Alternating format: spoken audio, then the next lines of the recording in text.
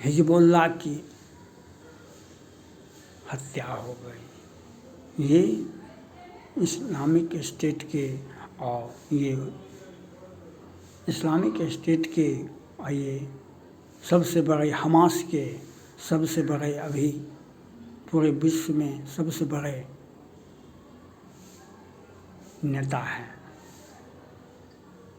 और इसके पहले हानिया, फिर हिजबुल्लाह, ये जो हो रहा है किस मकसद से, किस मकसद के लिए युद्ध हो रहा है, यह बात समझ में नहीं आता है। किस मकसद के लिए युद्ध हो रहा है यह बात समझ में नहीं आता है। जो किस मकसद, कुछ न कुछ आपका हम हत्या कर दें, आप हमारा हत्या कर दें, कुछ मकसद होगा। मकसद कुछ नहीं है। हम क्रिश्चियन को मिटा देंगे, हम इजराइल को मिटा देंगे, हम हिंदू को मिटा देंगे, और ये मकसद होता है। ये बयान आपको बर्बादी का कारण बनेगा। ये मकसद, ये बयान आपके बर्बादी का कारण बनेगा।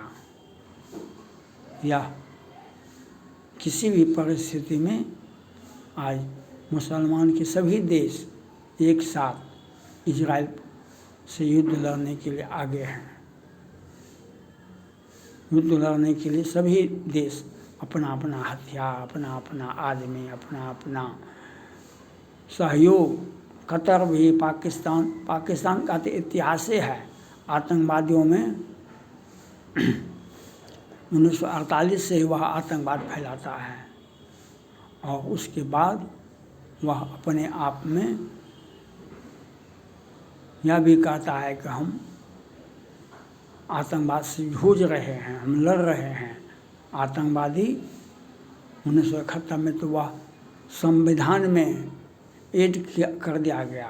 1971 में जब भारत पाक युद्ध हुआ था तो उसके पाकिस्तान के 93,000 सैनिक आत्मसमर्पण करना पड़ा था। तो जुल्फिकार अली का भुट्टो साहब भारत आए थे और समझौता किए, तो सारे सैनिकों को छोड़ दिया गया। जब वे हवाई जहाज़ में बैठ के लौट रहे थे, उन्होंने कहा था जो भारत ने अपने सेना की ताकत पर हमें डिफीट दिया है, हमें युद्ध में हराया है, जब तक विश्व मानचित्र पर पाकिस्तान रहेगा, हम आतंकवाद के सहारे, आतंकवाद का सहयोग लेकर के हम भारत से लड़ते रहेंगे। और वह आज भी भारत में हजार हमारे जवान, हमारे नागरिक मारे गए। और वह अपने आप को चीन का पैसा का सहारा मिलता है, चीन का सहयोग मिलता है, और वह चीन किसी युद्ध में जाता नहीं है, चीन किसी भी युद्ध में जाता नहीं है। और पाकिस्तान, उन्हें एक नियम है वहाँ पर, हमें 4 बीवियाँ और 20 बच्चे पैदा होना है। इस्लाम खतरे में है, इसके लिए 10-20 बच्चे पैदा करना है और इस्लाम खतरे में है, उसके लिए आप अपने बच्चे को आगे भजा देते हैं और वह आतंकवाद बनता है। आतंकवादी का ये हमास का जो संगठन है, ये लेबनान का जो संगठन है, हिजबुल्लाह का जो संगठन है, आज पूरे विश्व में कि शांति के लिए ये लोग अपना कौम को, मुसलमान भाइयों को मिटाने में लगे हुए हैं। उसके लिए हिजबुल्लाह ही दोषी नहीं है, इसके लिए पाकिस्तान दोषी है, ये कतर दोषी है, सऊदी अरब दोषी है, तुर्की, ईरान और सारे के सारे। इसके पहले इराक में और सीरिया में युद्ध हो रहा था। सीरिया में क्या था? Islamic state. वो मुसलमान हैं जो तुम नहीं हो, तुम मुसलमान नहीं हो, हम मुसलमान हैं। और वहाँ पर क्या हजार लोगों को मार दिया गया था और उसका खलीफा बनने के लिए बेचैन था इस्लामिक स्टेट। अब वह शांत हुआ तो अब ये हिजबुल्लाह साहब, हमास आ गए हैं। आज इसका क्या संदेश है? आज विश्व में कोई भी युद्ध एक तो समस्या का समाधान नहीं दे सकता है, लेकिन अगर इजराइल और हमास का युद्ध का कारण देखा जाए तो क्या कारण है? कुछ भी कारण नहीं है।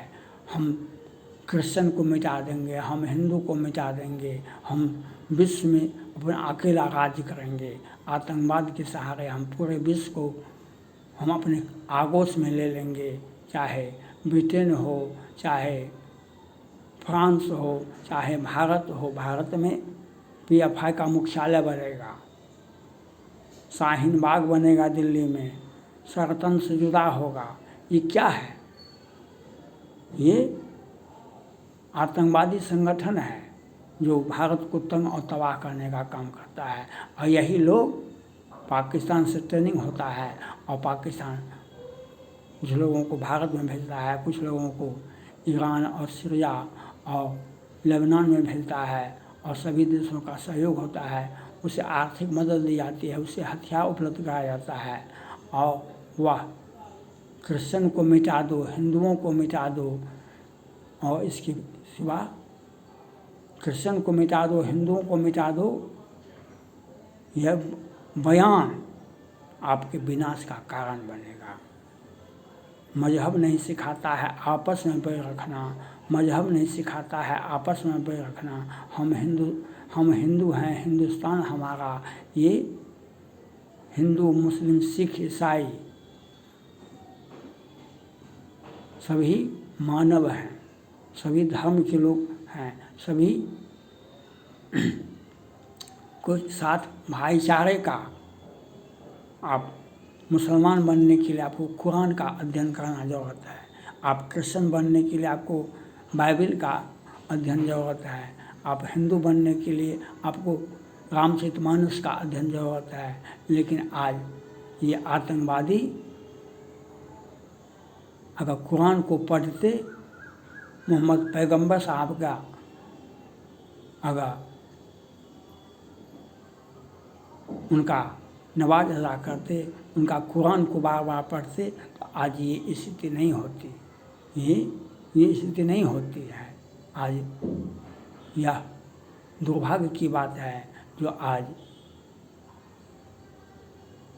जो भाईचारे का संदेश देता है, भाईचारे का संदेश देता है, 100% ईमानदार जो होता है वह मुसलमान हो सकता है, वह मुसलमान होगा 100%।